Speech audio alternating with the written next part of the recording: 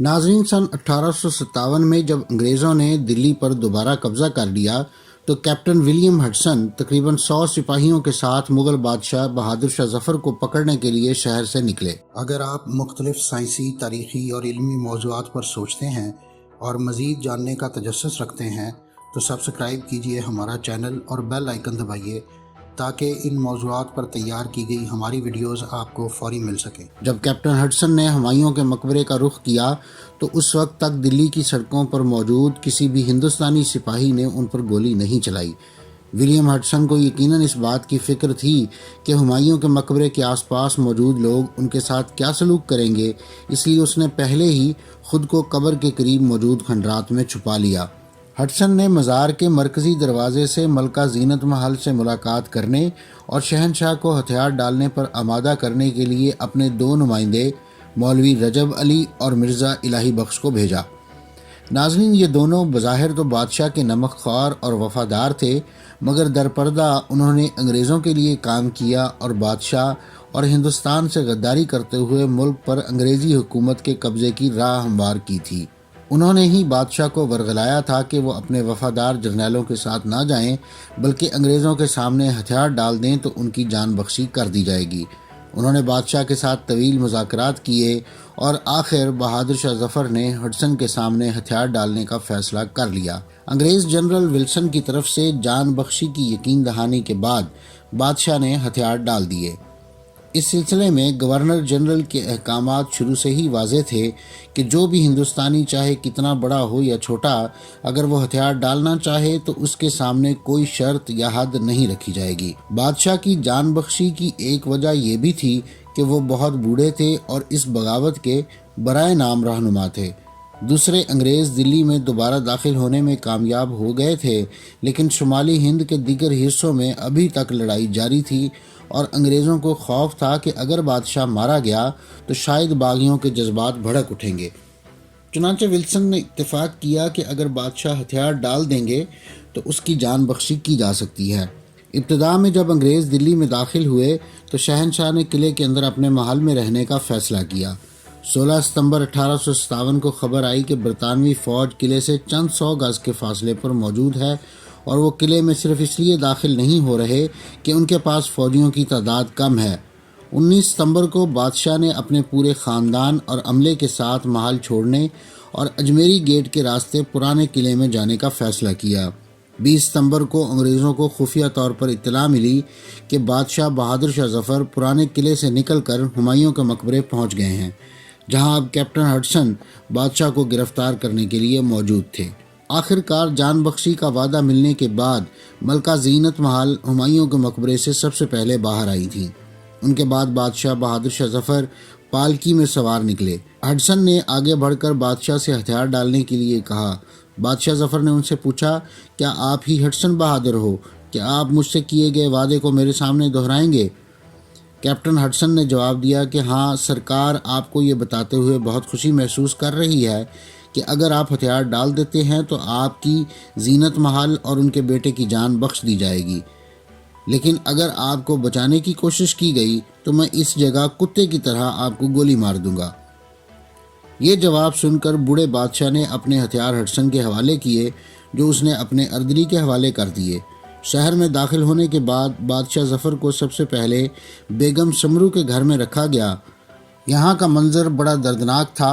مغل خاندان کا آخری نمائندہ برآمدے میں ایک سادہ چارپائی پر رکھے گدے پر آلتی پالتی مارے بیٹھا تھا۔ ان کی شکل و صورت میں کوئی عظمت والی بات نہیں تھی سوائے ان کی سفید داڑھی کے جو کمر بند تک پہنچ رہی تھی۔ درمیانے قد کے بادشاہ اپنی عمر کے 80 سال گزار چکے تھے۔ وہ سفید لباس پہنے ہوئے تھے اور اسی کپڑے کی پگڑی سر پر تھی۔ ان کے پیچھے 2 نوکر مور کے پنکھوں سے بنے پنکھے سے ہوا دے رہے تھے۔ ان کے منہ سے ایک لفظ بھی نہیں نکل رہا تھا۔ ان کی نظریں زمین پر جمی ہوئی تھیں اور ان سے 3 فٹ کے فاصلے پر ایک انگریز افسر دوسرے پلنگ پر بیٹھا تھا۔ اس کے دونوں طرف 2 انگریز سپاہی سنگینوں کے ساتھ کھڑے تھے۔ افسر کو ہدایت تھی کہ اگر شہنشاہ کو بچانے کی کوشش کی جائے تو وہ وہیں اپنے ہاتھوں سے اس کو گولی مار دیں۔ دوسری طرف بادشاہ کے پکڑے جانے کے ایک دن بعد یعنی 22 ستمبر تک جنرل ولسن یہ فیصلہ نہیں کر سکے تھے کہ زندہ بچ جانے والے شہزادوں کے ساتھ کیا کیا جائے جو ابھی تک ہمایوں کے مقبرے کے اندر موجود تھے۔ کیپٹن ہڈسن کا خیال تھا کہ فرار ہونے کی کوشش کرنے سے پہلے انہیں حراست میں لے لیا جانا چاہیے۔ ان شہزادوں میں باغی فوج کے سربراہ مرزا مغل، مرزا خضر سلطان اور مرزا مغل کے بیٹے مرزا ابو بکر شامل تھے۔ جنرل ولسن کی رضامندی سے ہڈسن نے ان کی گرفتاری کے لیے 100 فوجیوں پر مشتمل ایک دستہ تشکیل دیا جس کی مدد لیفٹیننٹ مکڈاول نے کی۔ یہ پوری ٹیم گھوڑوں پر آہستہ آہستہ چلتی ہوئی ہمایوں کے مقبرے کی طرف روانہ ہوئی۔ ہڈسن نے شاہی خاندان کے ایک فرد یعنی بادشاہ کے بھتیجے کو اپنے ساتھ لے جانے کی تدبیر کی تھی۔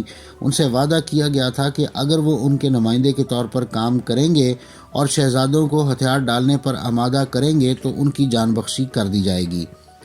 انہیں شہزادوں کی شناخت کا کام بھی دیا گیا تھا کیونکہ ہڈسن خود کسی شہزادے کو نہیں پہچانتا تھا۔ ہڈسن مقبرے سے آدھا میل پہلے رک گیا۔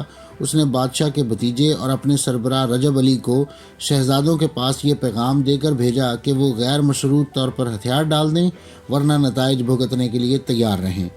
آدھے گھنٹے بعد شہزادوں نے ہڈسن کو پیغام بھیجا کہ کیا وہ انہیں قتل نہ کرنے کا وعدہ کرتے ہیں۔ ہڈسن نے ایسا کوئی وعدہ کرنے سے انکار کیا اور غیر مشروط ہتھیار ڈالنے کا اعادہ کیا۔ اس کے بعد ہڈسن نے شہزادوں کو ان کے پاس لانے کے لیے 10 سپاہیوں کی ایک ٹیم بھیجی۔ تھوڑی دیر بعد تینوں شہزادے بیلوں کے ذریعے کھینچے جانے والے ایک چھوٹے سے رتھ میں باہر آئے۔ ان کے دونوں طرف 5 سپاہی چل رہے تھے۔ ان کے بالکل پیچھے 2-3 ہزار لوگوں کا ہجوم تھا۔ انہیں دیکھتے ہی ہڈسن اپنے سپاہیوں کو پیچھے چھوڑ کر ان سے ملنے کے لیے اپنے گھوڑوں پر سوار آگے بڑھا۔ انہوں نے ہڈسن کے سامنے سر جھکایا۔ ہڈسن نے بھی سر جھکا کر جواب دیا اور رتھ چلانے والوں سے کہا کہ وہ آگے بڑھتے رہیں۔ ہجوم نے جب ان کے پیچھے آنے کی کوشش کی تو ہڈسن نے ہاتھ دکھا کر ان سب کو روک دیا۔ شہزادوں کے ساتھ ان کے ہتھیار اور بادشاہ کے ہاتھی، گھوڑے اور گاڑیاں بھی باہر لائی گئیں جو گزشتہ روز باہر نہیں آ سکی تھیں۔ شہزادوں نے ایک بار پھر پوچھا کہ کیا ان کی زندگی بخش دی جائے گی مگر انہیں کوئی جواب نہیں ملا۔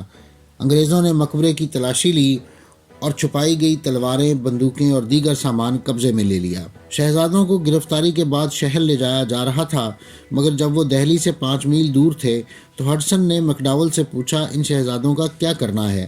میرے خیال میں ہمیں انہیں یہیں مار دینا چاہیے۔ مکڈاول نے جواب دیا۔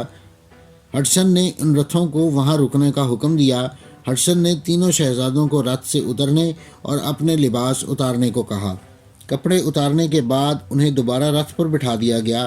ان کے زیورات، انگوٹھیاں، بازوبند اور جواہرات سے جڑی تلواریں بھی چھین لی گئیں۔ ہڈسن نے رتھ کے دونوں طرف 5 سپاہیوں کو تعینات کیا۔ پھر ہڈسن اپنے گھوڑے سے اترا۔ اپنے کولٹ ریوالور سے ہر شہزادے پر 2 گولیاں چلائیں۔ وہ سب کے سب وہیں ڈھیر ہو گئے۔ جب شہزادوں کو رتھ سے نیچے اترنے کو کہا گیا تو وہ بڑے اعتماد کے ساتھ نیچے اترے کیونکہ ان کا خیال تھا کہ ہڈسن اپنی طاقت کے بل بوتے پر انہیں مارنے کی جرات نہیں کرے گا، اس کے لیے انہیں جنرل ولسن سے اجازت لینا ہوگی۔ انہوں نے یہ سوچ کر اپنے کپڑے بھی اتار دیے کہ شاید انگریز انہیں بغیر کپڑوں کے دہلی کی گلیوں میں ذلیل کرنا چاہتے ہیں۔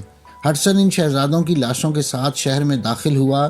ان لاشوں کو ایک عوامی مقام پر لے جا کر ایک چبوترے پر لٹا دیا گیا تاکہ عام لوگ ان کا انجام دیکھ سکیں۔ ان کے جسم پر کپڑے نہیں تھے۔ ان کی شرمگاہ صرف چند چیتھڑوں سے ڈھکی ہوئی تھی۔ ان کی لاشیں 24 ستمبر تک وہیں پڑی رہیں۔ پھر انہیں نہایت بے عزتی کے ساتھ قبرستان میں سپرد خاک کر دیا گیا۔ شاید اس کی وجہ انتقام ہو کیونکہ 3 ماہ قبل جنگ آزادی میں حصہ لینے والوں نے انگریزوں کی لاشیں اسی حالت میں اسی جگہ رکھی تھیں تاکہ دہلی کے لوگ انہیں دیکھ سکیں۔ 27 ستمبر کو بریگیڈیئر شاز کو ایک دستے کے ساتھ باقی بچ جانے والے شہزادوں کو پکڑنے کے لیے بھیجا گیا۔ اس دن شاز نے 3 اور شہزادوں مرزا بختیار شاہ، مرزا مینڈوا اور مرزا جواں بخت کو حراست میں لے لیا۔ اکتوبر کے اوائل میں شہنشاہ کے مزید 2 بیٹوں کو پکڑ کر گولی مار دی گئی۔ ان دونوں نے انگریزوں کے خلاف باغی فوج کی قیادت کی تھی اور ان پر انگریزوں کے قتل عام کا الزام تھا۔ اسی دوران ایک عجیب واقعہ پیش آیا۔ جب ان شہزادوں کو فائرنگ اسکواڈ کی طرف سے گولی ماری جا رہی تھی تو کچھ گورکھا سپاہیوں کی طرف سے چلائی جانے والی گولیاں یا تو ان شہزادوں کو لگی نہیں یا صرف انہیں زخمی کر سکیں، لیکن اس کے بعد ایک سارجنٹ نے ان شہزادوں کے سر میں گولی مار کر ان کی زندگی کا خاتمہ کر دیا۔ کہا جاتا ہے کہ گورکھا سپاہیوں نے جان بوجھ کر شہزادوں کے جسم کے نچلے حصے میں گولیاں چلائیں تاکہ انہیں زیادہ تکلیف پہنچے اور وہ دردناک موت مریں۔ بہادر شاہ ظفر کے دو بیٹے مرزا عبداللہ اور مرزا کویش انگریزوں کے چنگل سے بچ نکلنے میں کامیاب ہو گئے۔ دونوں مغل شہزادوں کو ایک سکھ رسالدار کی نگرانی میں ہمایوں کے مقبرے میں رکھا گیا تھا۔ اسی رسالدار کو ان شہزادوں پر رحم آ گیا جس نے انہیں وہاں سے فرار کروا دیا۔ بعد ازاں میر کویش کس طرح فقیر کے بھیس میں ادے پور پہنچنے میں کامیاب ہو گئے، جہاں مہاراجا نے ان کی سرپرستی کرتے ہوئے انہیں دور پہ یومیہ تنخواہ پر اپنے پاس رکھا۔